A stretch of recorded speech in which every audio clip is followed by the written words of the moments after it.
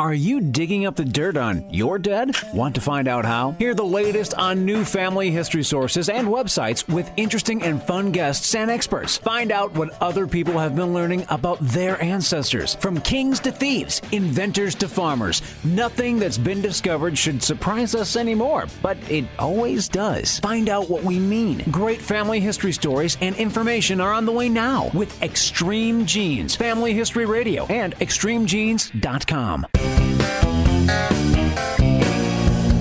It's been this way for generations.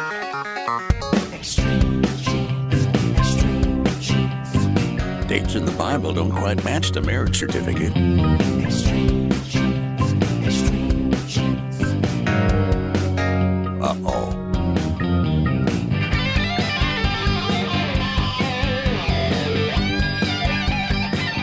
Hello, Genies. You have found us. America's family history show, Extreme Genes and extremegenes.com. I am Fisher, your radio root sleuth, on the show where we shake your family tree and watch the nuts fall out. Well, I hope you're enjoying some great breakthroughs in your research as you put to use some of the great ideas our experts share on the program. Liz Monroe, listening on KZBI 94.5 in Elko, Nevada, emails that she took to heart Randy Seaver's suggestion about crowdsourcing genealogical problems. She says, even though I don't have my own blog, I posted my problem on other people's blogs and got some great suggestions right away about sources I didn't know existed. I couldn't get past my great-great-grandfather for 4 years, but now I'm already back another 3 generations. Well, how cool is that? Matt Miller, listening on WTKI in Huntsville, Alabama, emailed to say he went to work using Stan Lindis's recent suggestion of digging up Revolutionary War pension records. He says, my Revolutionary soldier lived in Virginia. In the 1830s, he applied for a pension. I learned he had been a school teacher and he was no longer able to walk at the time of his application. He talked about each battle he participated in, when he was promoted, and when he was discharged, and where. It was like he was talking right to me. And that's why you not only want to listen every week, but also listen to our past shows in podcast form.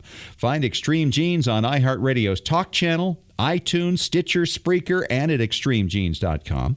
And again, the easiest way to get caught up is to download our free podcast app for iPhone and Android. Just search Extreme Genes in your phone store. And by the way, I took some of my own advice this past week about collecting things relating to ancestors. I have search terms pre-programmed into eBay, and this past week, one of them generated an email alerting me that a couple of ribbons from the New York Veteran Firemen's Association's 1887 trip to San Francisco were up for auction. One welcomed the former volunteers to Kansas City, and the other was from Omaha as they passed through. My great-grandfather was one of the 104 veterans to make the cross-continental trip, which was written about in papers from coast to coast, and even though these ribbons almost certainly weren't his, he undoubtedly had one of each of these when he returned to New York in early October of that year. Both are in great condition for 128 years old and will display very nicely. You ought to try this because every once in a while something hits the market that's a must-have. All right, coming up today, we're going to be talking to Megan Smolenyak, a self-proclaimed genealogy adventurer. I like that. Megan is a well-known writer and researcher. She's been on the network talk shows and was the discoverer of President Obama's Irish ancestral line. Recently, she was asked to come up with something new on Hillary Clinton's ancestry, and that she did. And with it came a challenge to virtually every so-called recreational genealogist. What did she find, and what does this experience say to us? You will find out in just a few minutes. Then later in the show, from AncestryProgenealogist.com, Gordon Remington talks about those long lines all the way back to Adam and Eve. Do you have one? Do you know someone who does? Well, he's got something important to tell you about that unique lineage. And then Tom Perry, our preservation authority from TMCplace.com, joins us with more common sense advice about preserving your family history treasures. It is time once again for your Family Histoire news, and we start out with news of a couple of great TV shows. Well, it seems like only yesterday that we were talking to Jennifer Utley about the new season of Who Do You Think You Are, and this weekend marks the end of the season. Melissa Etheridge will be off to Quebec learning about her French roots on her paternal side. There's a scandalous lawsuit back there, an adventurous ancestor in the American colonies. And by the way, if you're new to family history research, when you watch this show, remember this isn't truly a reality show. Family history finds do not happen the way they're shown on Hoodoo and similar programs. It is much easier than it once was, but it still takes a lot of effort and often many years to solve the mysteries of your past. But you know that, of course. Also, if you missed it, the AMC series Turn, based on the exploits of Washington's Culper spy ring, is on for its second season. It's a phenomenal program, particularly for depicting life in New York City and Long Island under British occupation during the Revolution. If you want a good idea of just the hardships of day-to-day living in the 1770s, yet alone the challenges of living through a seemingly unending war for independence, this is must-see TV. Of course, all of last year's episodes are available on demand, so if you haven't seen it before, you might want to catch up. The British are a little different here than they are in Downton Abbey. Julia Bell, whose maternal line is based in Plymouth, England, has been looking for her American World War II GI grandfather for 12 years. During World War II, Arthur Reevers was stationed in England and met a young British woman. Well, they fell in love and had a daughter named Helen, who later became Julia's mother. When Arthur was shipped home, the relationship was brought to an end. Julia first learned about this when she was about 10 years old and vowed to her grandmother that she would find Arthur. Well, she's now 45 and lives in Singapore. And Julia has worked databases, mailed letters, sent emails, you name it. She began the search in 2003 with a request to the Plymouth Herald to publish her grandmother's photo, which they did. Well, DNA tests helped narrow the hunt. And what's extra fascinating is that Arthur Reevers later became Arthur Garrett. Julia had no idea of that, or his age, or where in the U.S. he was from. She is now in touch with the family. And it just goes to show you, the question is, just how bad do you want it? We tend to think of genealogy as always being about the dead, but as this and the last few weeks have shown, it's often about the living as well. And that's your Family Histoire news for this week. Read about these and other stories on our website, extremegenes.com. And coming up next, we'll be talking to Megan Smolenyak, a genealogy adventurer who recently discovered a major error in the well-known lineage of Hillary Rodham Clinton. What did she find, and what kind of wake-up call does this error send to every researcher? Find out in 3 minutes on Extreme Genes, America's Family History Show.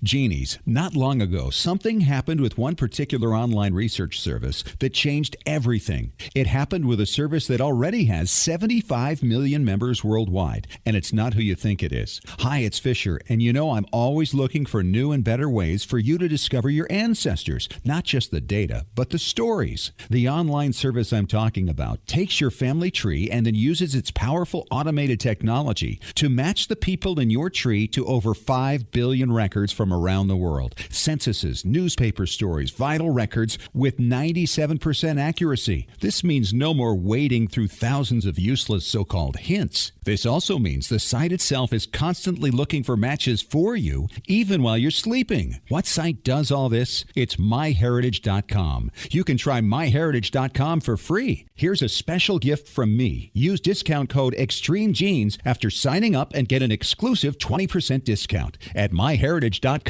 How's your family history research going? Are you stuck on a difficult line? Don't know how to start? Let the professionals at Heritage Consulting Genealogy Research Services help. Heritage Consulting has been providing professional research and consultation services since 1978. They can help you find your own personal family history for far less than you would expect by researching, collecting, analyzing, and interpreting the numerous historical documents your ancestors left in their lifetimes. They'll then provide you with a professionally written report in book or electronic form that you and your family can enjoy for literally generations. Knowledge of your ancestors forges stronger ties within your family and helps children better appreciate who they are within the context of your family history. Call Heritage Consulting Genealogy Research Services right now. The call is free. Dial 1-877-537-2000. That's 1-877-537-2000. You'll speak directly to an expert genealogist. Find out more at heritageconsulting.com. While we all love diving into the deep end of our gene pool, don't forget about capturing the histories of those who are still with us. Go to Storyworth.com to start your family's story today. Each week, Storyworth.com will email a question to people whose stories you wish to preserve. Questions like, tell us about the day you got engaged, or what do you remember about your grandmother? All they have to do is reply with a story, either by email or by telephone. That story is then forwarded to the family and securely stored in a private online storybook. It doesn't get any simpler. You can enroll up to 6 storytellers for, get this, just $49 a year. You'll get a free 1-month trial, and for a limited time, Extreme Genes listeners get an additional 10% discount at Storyworth.com/ExtremeGenes. That's Storyworth.com/ExtremeGenes. Is your family story worth 13 cents a day? Sign up now at Storyworth.com/ExtremeGenes. Simple, secure, effective. Your story is worth telling.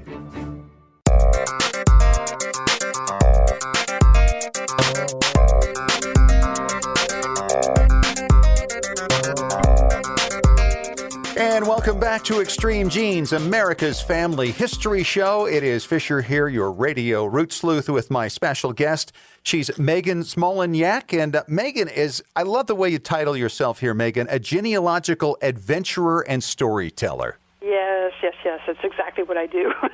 And, you know, that really puts a much more fun spin on it than I think a lot of people think about this stuff as being. And you are exactly that. You go all over the place. I remember you discovered the Irish lineage of President Obama. How did you get involved in that? I actually did that way back in 2007 when he was running for president the first time. And I was just curious about him. You know, he was sort of a new man on the scene. We didn't know much about him. And so I just started digging into his roots. And one of the things I was wondering about is if you took his father aside, because he wasn't an immigrant in the traditional sense in that he came here and then left, I wanted to see how far back you had to go to find an immigrant. And the most recent one I found was from Ireland. And so that got out there, and the next thing you know, I'm hearing from all these people in the Irish media going, well, that's great, but where in Ireland? And anybody who's done Irish genealogy knows that can be a challenge. Yes. We're talking a famine-era immigrant. And it took me about 4 months, but I finally found tombstones in southeastern Ohio that told me where to look in Ireland. It was a town called Monagal. What a great experience for you. And did you ever hear from the president about that? I got to meet him when they went to Ireland. Really? Yeah. I got the golden ticket to Monagal, and I actually wound up meeting he and the First Lady in Dublin. You never know where genealogy is going to take you. No, believe me, in the last month or two, I can attest to that. Yes, and well, that's what makes you a genealogical adventurer. And the thing about it is we just never know where it's going to take us in our own lines or in service to somebody else. That's true. Recently, you were asked to do a little work on Hillary Clinton's lines because she's now back in the race for 2016. And I loved your column about this. Give us a little background on that. So it was a magazine called Irish America that asked me to look into her roots because she was going to be inducted into the Irish America Hall of Fame. And I'll be real honest with you, when they first approached me, I was really concerned about it because you know how it's become sort of a sub-hobby to research famous people. Right. And so I thought, what am I possibly going to find that's new? You know, what can I say that no, it hasn't been said before? But I just treat it like every other case. I'm old-fashioned. I start at the beginning, and I prove every parent-to-child link. You know, I'm just very methodical about it. And I was astonished to find that everybody, and I do mean everybody, had one of her grandmothers wrong, which, of course, means that the rest of the tree from that point on was wrong. Wow. It means that 1/4 of her heritage was wrong. Man. Yeah, and, you know, we see this all the time. We see mistakes in online family trees, but to find it, you know, in the family tree of somebody who is so well known, literally worldwide, and whom so many people have researched, that's kind of an eye-opener. So I think the article you're alluding to, I wrote a piece saying, hey, this is a wake-up call, because if 1/4 of Hillary Clinton's family tree is wrong, what about your own? What Yes. parts of your family tree aren't quite accurate? Well, now, she also got some criticism recently because she talked about all of her grandparents being immigrants, and I believe this particular one was one of those that was not, correct? Right. She, for her, her immigrant generation was really her great-grandparents, and quite frankly, even that's a surprise to a lot of people because a lot of people just assume she has this sort of deep blue-blooded kind of heritage. For her, 7 of her 8 great-grandparents were immigrants. Only 1 of her 4 grandparents was. So I don't know if she misspoke, or I don't know if she, you know how sometimes people say grandparents instead of referring to grandparents, great-grandparents, and great-great-grandparents, or if she just got the family lore wrong. I don't know what happened, but yeah, that seemed to bring it. It's interesting. I'd written about her roots and appeared several months ago, but all of a sudden there was a lot of interest in it last week because of that statement. And then you found this information about Hannah, and then you came to a great conclusion, and I love it, about being a wake-up call for everybody who's into family history. I mean, I checked when I found out what was accurate. You know, I went to see, okay, who else got this right? Because I assumed that some people got it right. And so I checked a whole bunch of different family history sites, and I could not find anybody who had it right. And as you would expect, somebody as well known as she is, there were dozens and dozens of family trees for her on most of the sites, the popular websites and all. And I even checked some professional websites. Now, presumably some of them had been updated with the correct information, but nobody had it right. It was a case of 2 Hannah Jones born in the town of Scranton, Pennsylvania, around the same time, and nobody else bothered to check to make sure they had the right Hannah Jones. It's genealogy 101, and that's why it was so astonishing for me. I mean, I do so much research that I expect there to be mistakes in online family trees, but for me, it was a blessing because it gave me something fresh to write about. Right. What was the feeling you had when you ran across that? I mean, it had to be swallowing the canary, right? Yeah, I mean, like I said, it gave me some material for the article I've been requested to write, but as a longtime genealogist, I've been doing this since the 6th grade. You know that there's an unfortunate echo chamber effect online where there are a lot of folks with good intentions but maybe not enough patience to do methodical research, and everybody just keeps on merging their trees in with everybody else's, and nobody bothers to check the links, and so it starts to look true just because so many people are claiming it. And unless you care enough to actually check every single link, yourself, it's just going to keep on getting amplified. And so it's, over time, I'm concerned because if you see it in the tree, like I said, if somebody's so well known, imagine what's hiding in everybody else's trees. Imagine how much misinformation is floating out there. You know, I think this is one of the advantages of joining certain lineage societies, such as the SAR, the DAR, the Mayflower Society, because maybe you don't want to be involved with the group itself, but to have them go through and check your lineage link by link. I mean, it's nice to have another set of eyes that are going to be out there making sure you haven't made mistakes. Yeah, that sure would be nice if more people would do that, whether it's, with assistance from lineage societies or on their own or even just with their favorite cousin. That's right. And have you done that before, Megan? I sure have, where I wanted to turn it over to somebody else and say, look, I think I've got this right, but I'd like another set of eyes to go through this. I do it sometimes, but a lot of times, for better or worse, the stuff that I do is, it's related to TV shows, or there's the media connection. I don't always have the luxury of sharing what I've done. Yes. So, but I mean, traditionally, for example, I was chief family historian for Ancestry for several years, and I was their spokesperson. And I just believe in bulletproofing. Anything you go out with, I won't share a story unless I'm sure of it. And I've resisted pressure from PR people to share stories that I just didn't feel were fully hatched or fully substantiated. And that can take some doing to do, but I won't go out with anything unless I'm really, really confident of it. And, yeah, when I can, of course, I try to get somebody else's opinion on it. Yeah, you have to think about the ordinary genealogist, the person who's spending, 2-3 hours a week at it, perhaps. How difficult that is to resist the temptation to copy somebody else's line because it looks so good. I know. It's something that we all have to just be really aware of as we're researching our family trees because, if you don't care about accuracy, then what's the point, Why not just make it all up? There's some good research out there, but you really need to explore the trees that you're looking at combining with. You need to look at their research, see the sources they cited, see if they put any original documents up there or if they're just citing 12 other trees, Right. I use trees to give me theories, but I Yes. have never merged a tree, ever.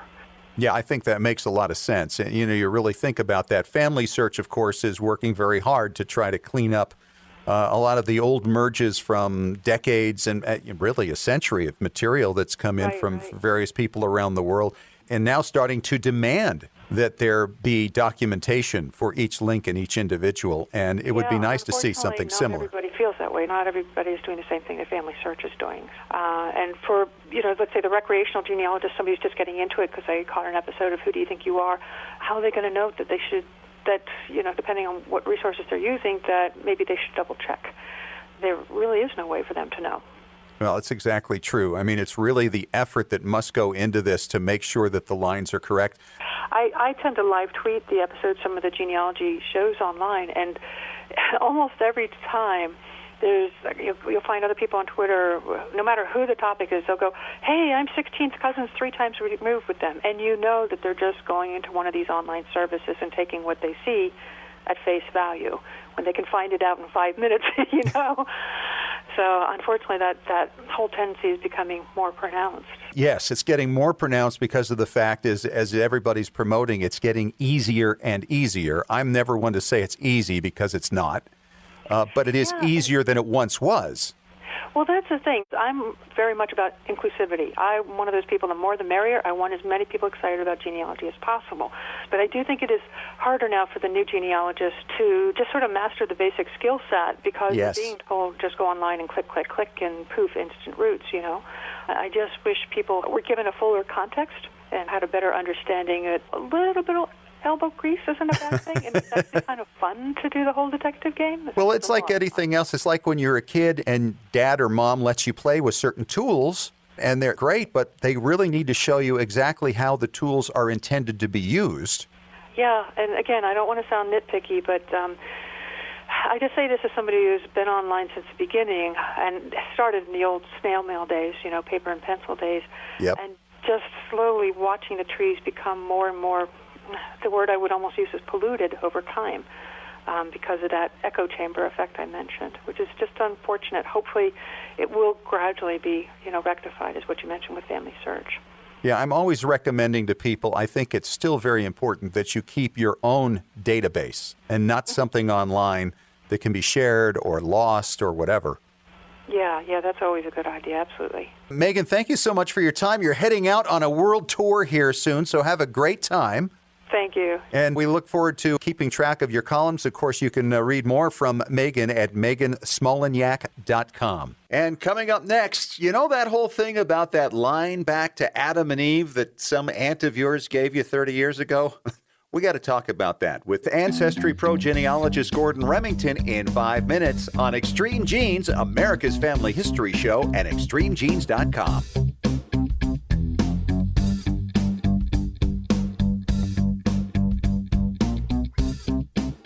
Scientific studies have proven that youth who know even a little bit about their family history perform better academically and have a greater sense of personal confidence and stability. Genealogy is its own incredible superpower that arms our children with super strength. But how do you get your child or grandchild interested in studying their family history? That kind of stuff is just for grandmas, right? Not anymore. ZapTheGrandmaGap.com leaps the generation gap in a single bound. Author Janet Hovorka provides you with useful and timely advice on helping the young people in your life become engaged in their own family history. Janet has an entire collection of books to inspire the young and the young at heart in fun, interactive ways. She also offers creative tips and advice on her blog and in her free weekly newsletter.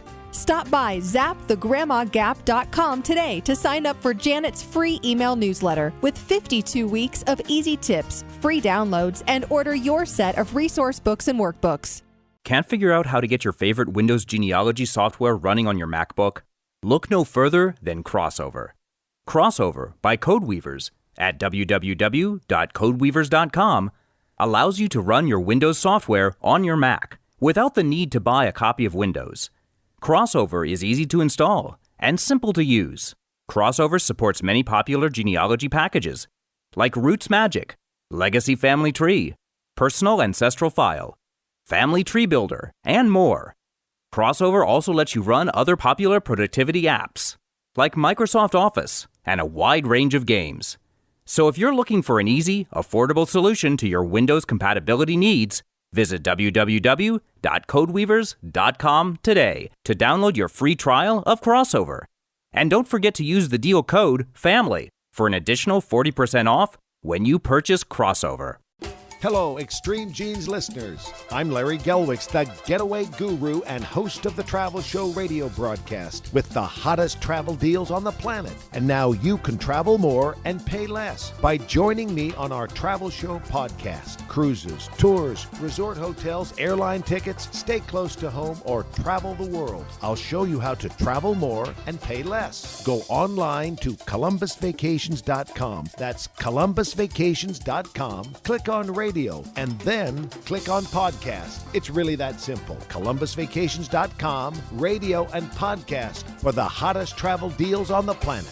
Got a brick wall in your family tree? Don't know how to break through it? Get professional help from Heritage Consulting Genealogy Research Services. Speak directly with an experienced genealogical researcher, not a salesperson, by calling toll-free 1-877-537-2000. When you call, ask how you could win a free 1-hour consultation with an expert genealogist. Heritage Consulting Genealogy Research Services, with over 35 years of research experience. Visit heritageconsulting.com. Did you know your family's memories are being destroyed a little at a time every day? It's true. Old home movies, slides, photos, and audio recordings fade over time. The longer you delay the digitizing of these priceless artifacts, the more likely it is they'll be gone one day. That's why you need to call the Multimedia Center. I brought in VHS videotape and had them transferred to DVD. The Multimedia Center, 2870 East, 3300 South, Salt Lake City. Open Monday through Friday, 10 to 6. Call 801-483-1717 or go to transferduplication.com. Looking for an easy way to show off your family history and share it with your family? Family Chart Masters offers beautiful custom pedigree art pieces and inexpensive family reunion draft charts in any design or size that fits your needs. With a free consultation at FamilyChartMasters.com, you can get started creating a new family masterpiece. Family Chart Masters has over 11 years of experience in creating and printing family charts. They can print any style of genealogy chart from any genealogy file and can create exactly what you're looking for. You'll work with a specialized and talented consultant whose goal is to make you happy. Decorative charts make fantastic gifts for all occasions. And with Family Chart Masters' option of ordering duplicate charts at half price along with your original purchase at full price, you can afford to give a family heirloom to each member of your family.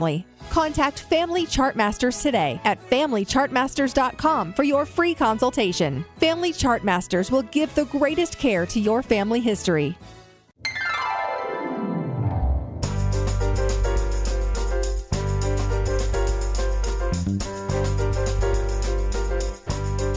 You know, one of the things that happens when you move into the exciting world of family history research, you'll learn a couple of things real fast that don't necessarily work real well.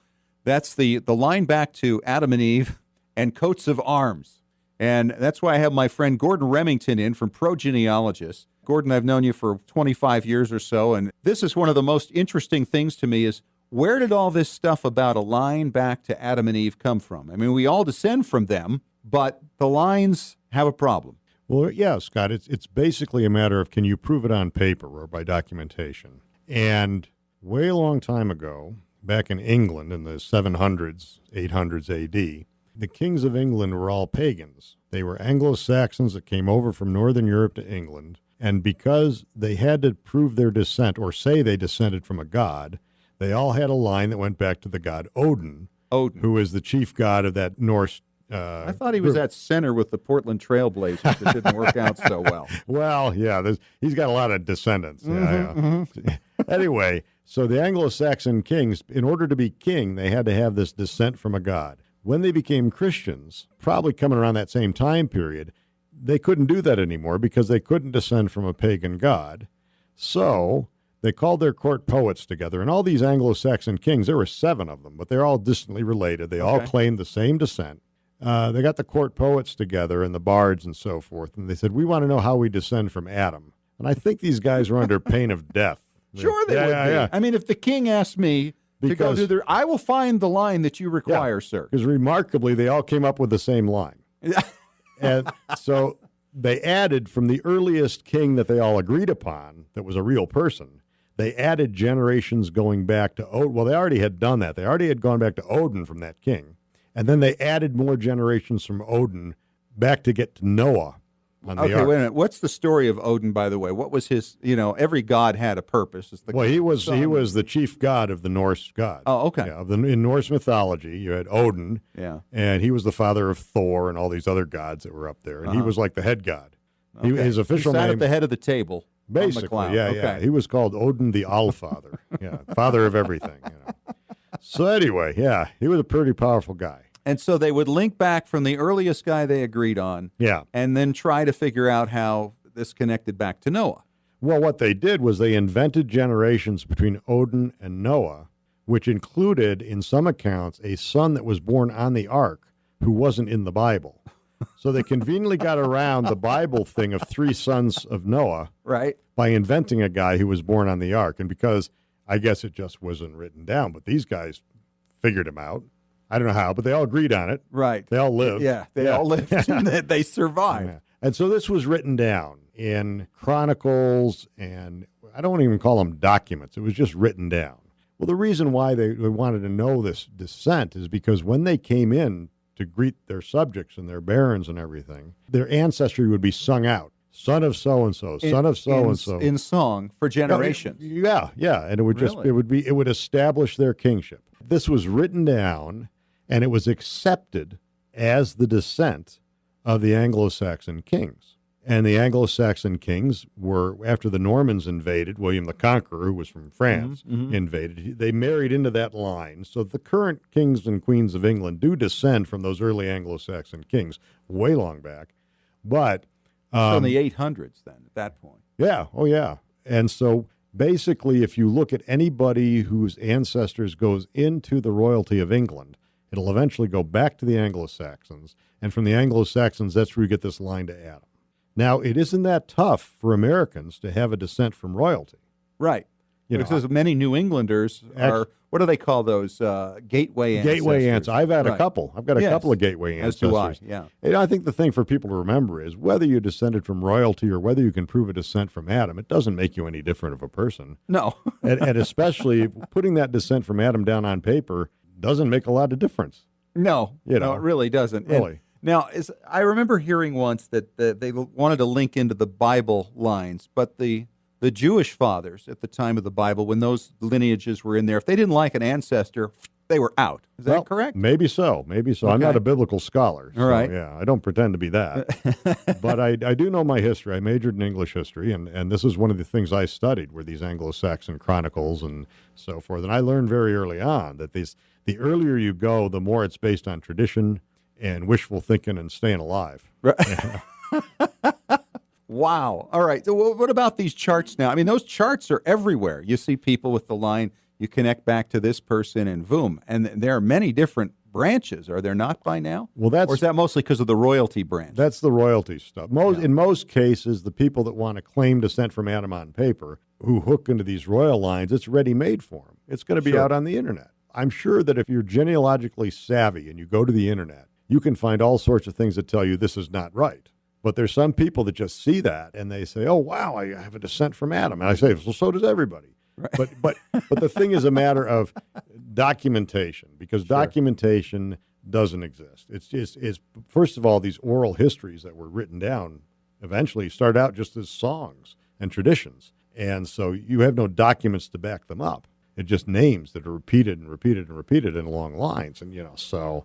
There's going to be no paperwork back then that's going to prove what these guys said was the case. What percentage of Americans do you think right now are descended from English royalty? Oh, I have no idea. It has to be a large percentage. Well, you've got to calculate in there how many people have lines that go back to colonial New England, because that's the gateway. Right.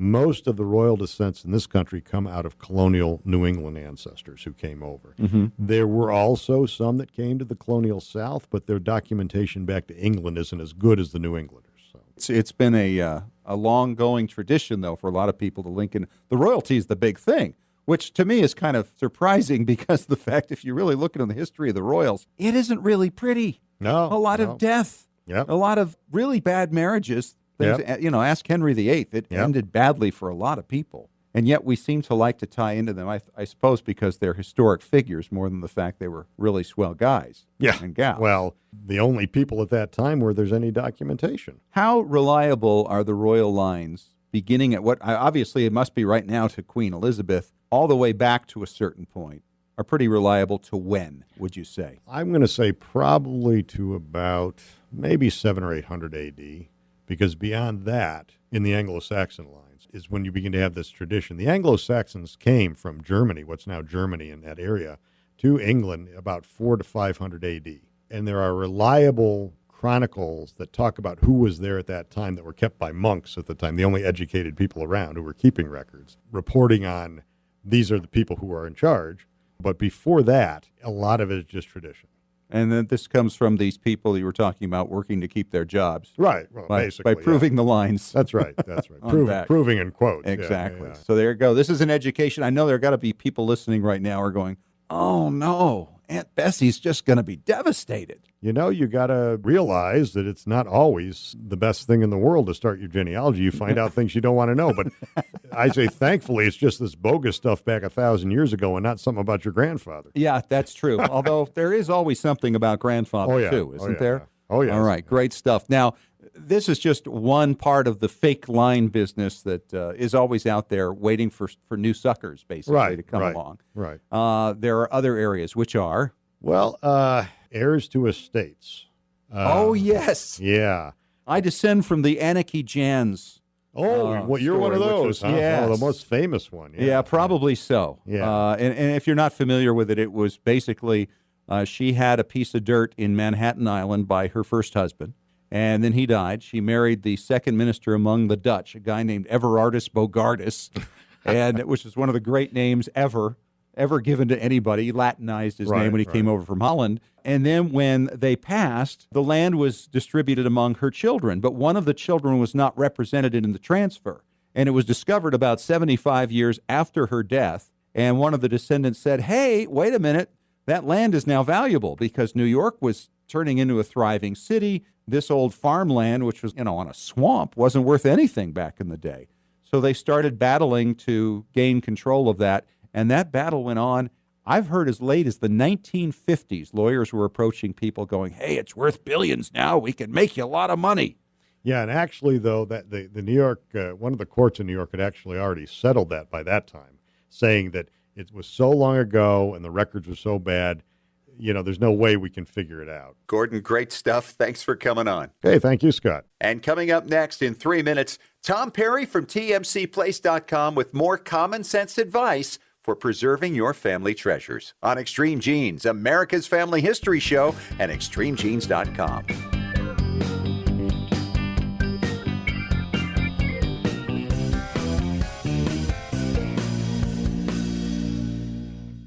Hi, Genies, it's Fisher, and I've been telling you about MyHeritage.com's amazing new technology that searches your family tree day and night for you, finding matches even while you sleep in documents and other people's trees.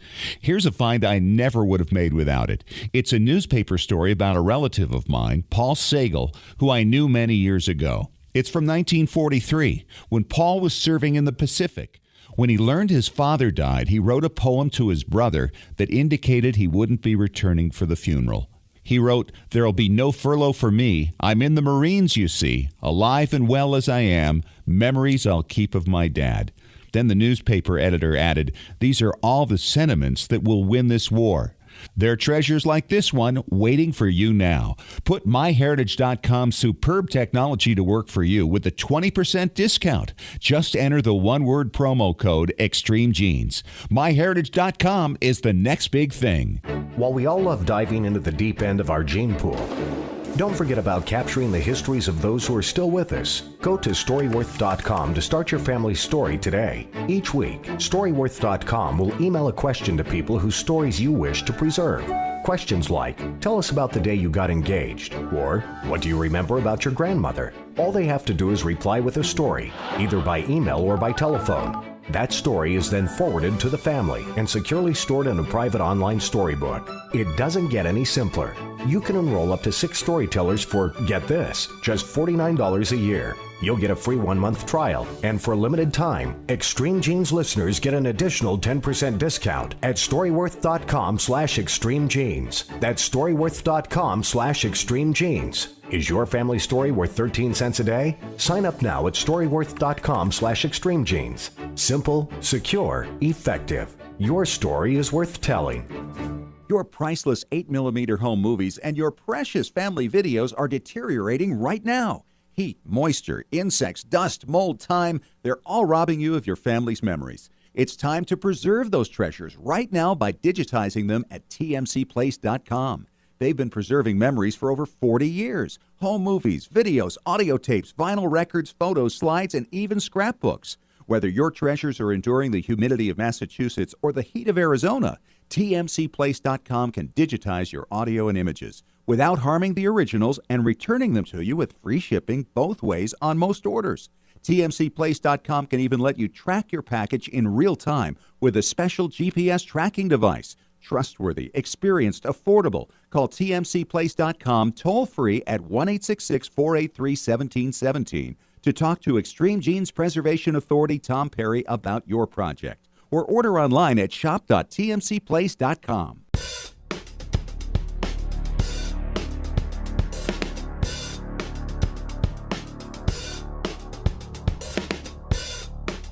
And welcome back to Extreme Genes, America's family history show at extremegenes.com. Fisher here, your radio root sleuth with Tom Perry from tmcplace.com. He is our preservation authority. And Tom, you are in a dither right now about some software that I know you've been recommending for years. And what's the look at, you're almost white. What's the deal with you? This has really got me scared. I hope the rumors are not true. I've had people send me some emails. I had somebody actually stop in one of our locations the other day and say they had heard that Cinematize went out of business in January. And I'm going, what? That can't be. So I've been doing some sleuthing around. I went to newegg.com, which is where I always tell people to go to buy the software. And basically this is what it says. I'm looking at their site right now. I typed in Cinematize. It says, we have found 0 active items that match Cinematize. The results below are deactivated items related to the keyword, and then they have all the versions of Cinematize out there, which is actually made by a company called Mirazon, that is spelled Miraizon. So this really scared me. So then I went to their website, Cinematize's website, and their online store is closed. They still have a functioning phone number where you can leave voicemail because nobody answers, and I've left voicemail for them to call me back. And so I really hope these rumors aren't true. I hope somebody is buying them or they're doing a relicensing thing or something like that. Something's happening there, though. Exactly. Yeah, and it's really, really scary. So the thing that I'm hoping is they're just going through a thing right now where somebody new is going to buy them or somebody's going to re-release their software. You have to have this software. It's both for PC and Mac. The cool thing about it is we have people every day bring us in videotapes and reel-to-reel audio tapes and film and all kinds of stuff that they want to be able to edit at home. And so the most economical way to do it, which we've talked about in previous shows. Many times. Yeah, we want to transfer it to a DVD because it does two things. It preserves it and gets it in a digital format, plus it gives them the ability they can edit it later on. With this software called Cinematize, you can take any DVD, and now with their new version 3 HD program, you can actually take Blu-rays also and rip sections off of the DVD. You don't physically rip it off. It basically records it to your hard drive. Now, wait a minute. When you say that it's a new software, how new are we talking? Well, that's their latest incarnation. It's called Cinematize 3 Pro HD, and it's the first software I have ever seen that comes out that will actually let you rip out of a Blu-ray. But Cinematize came out with this new one late last year, and I hope it's still available someplace, and I hope somebody licenses it. Because the neat thing about this software is once we digitize it for you on a DVD, you can take the DVD at home. Say you have a 2-hour VHS tape that you've transferred, and there's this little 2-minute section that's really, really cute. Cinematize will allow you to rip off just that 2 or 5 minute segment. This is a program you have to have in your arsenal or your quiver. All right, Tom, remain calm. Take a deep breath. Inhale. Yes, we get the picture here. Back in 3 minutes. Extreme Genes.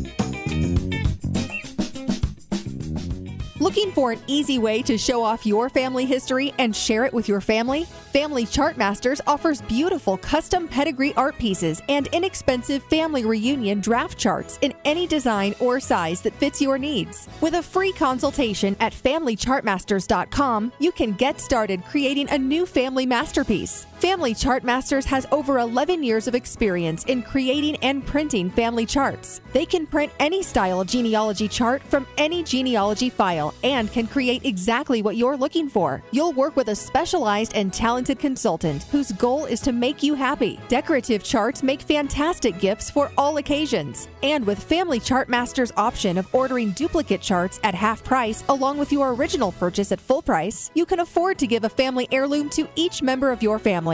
Contact Family Chart Masters today at FamilyChartMasters.com for your free consultation. Family Chart Masters will give the greatest care to your family history. When was the last time you heard your grandmother's voice or saw your family enjoying life back in the 1950s or 60s? If the reason is you haven't known what to do with your old recordings, videos, and films, here's your answer. The Multimedia Center in Salt Lake City. We brought in a video project to the Multimedia Center, and overnight they duplicated it to DVD so we could meet our deadline. The Multimedia Center, 2870 East, 3300 South, Salt Lake City. Open Monday through Friday, 10 to 6. Call 801-483-1717 or go to transferduplication.com.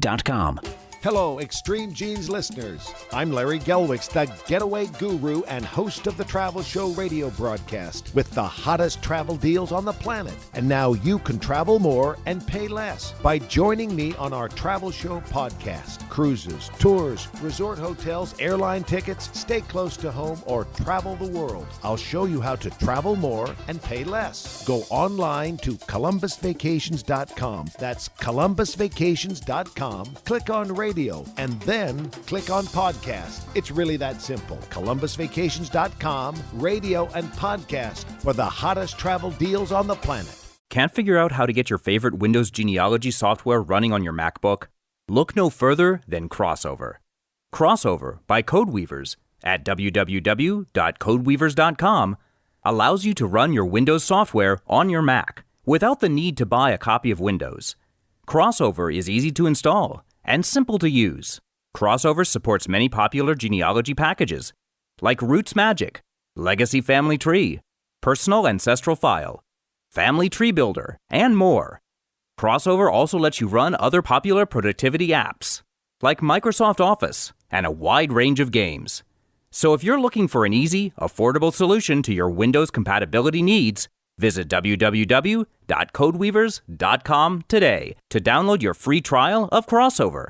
And don't forget to use the deal code FAMILY for an additional 40% off when you purchase Crossover. Scientific studies have proven that youth who know even a little bit about their family history perform better academically and have a greater sense of personal confidence and stability. Genealogy is its own incredible superpower that arms our children with super strength. But how do you get your child or grandchild interested in studying their family history? That kind of stuff is just for grandmas, right? Not anymore. ZapTheGrandmaGap.com leaps the generation gap in a single bound. Author Janet Havorka provides you with useful and timely advice on helping the young people in your life become engaged in their own family history. Janet has an entire collection of books to inspire the young and the young at heart in fun, interactive ways. She also offers creative tips and advice on her blog and in her free weekly newsletter. Stop by ZapTheGrandmaGap.com today to sign up for Janet's free email newsletter with 52 weeks of easy tips, free downloads, and order your set of resource books and workbooks.